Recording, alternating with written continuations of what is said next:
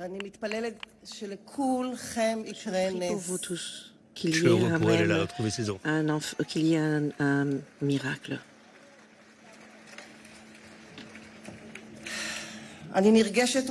Je suis très émue d'être ici avec vous ce soir. À la maison, ma tante, Surki et Reziko, mes enfants mignons et adorés. Des moments de lumière et d'espoir, de grand espoir, sont revenus, sont entrés dans mon cœur. Ce sont des super-héros, mes super-héros ont survécu et sont revenus. Selon ce qu'il nous a raconté, c'était le jeu de guerre Fortnite, qui est devenu une réalité au-delà de tout entendement. La première phrase qu'ils m'ont dit, « Maman, tu es vivante. » Maman, nous ne savions pas que tu étais vivante. Cette incertitude de qui est vivant et qui est mort. Et cet enfer accompagne tous les otages et on les laisse là-bas, dans cette pénombre, en désarroi. Les témoignages sont horribles. Il n'y a aucun doute que c'est un parcours d'horreur pendant lesquels ces personnes ont été exposées dans des situations et des conditions terribles, abominables.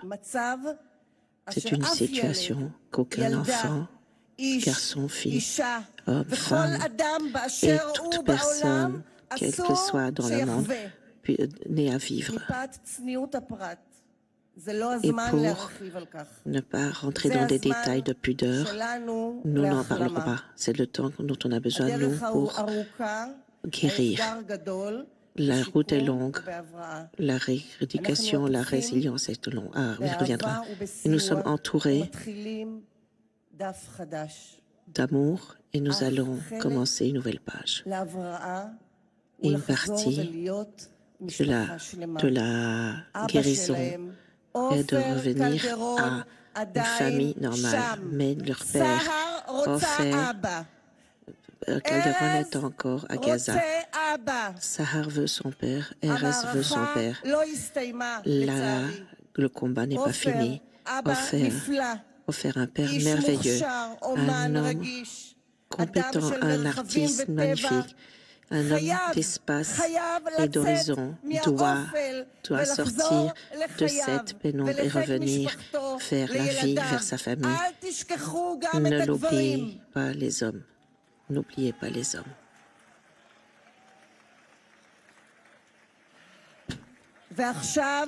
Et à présent, plus encore que n'importe quand, parce que j'ai déjà entendu des choses, je comprends à quel point tout est précipité, urgent et dans l'urgence. Et je m'adresse ici à tous les décideurs en Israël et dans le monde. Je vous remercie de tout cœur pour le courage, l'audace et les bonnes démarches que vous avez entreprises. Et vous avez démontré que vous pouviez.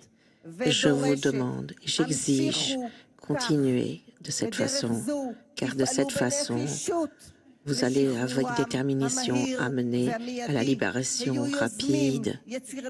Soyez inventifs, déterminés. Peut-être que le prix sera lourd, mais il n'y a aucun prix à ne pas payer donc pour la libération des otages.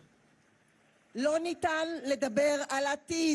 ne pouvons pas parler de l'avenir et de la sécurité tant que la sécurité des otages n'est pas assurée.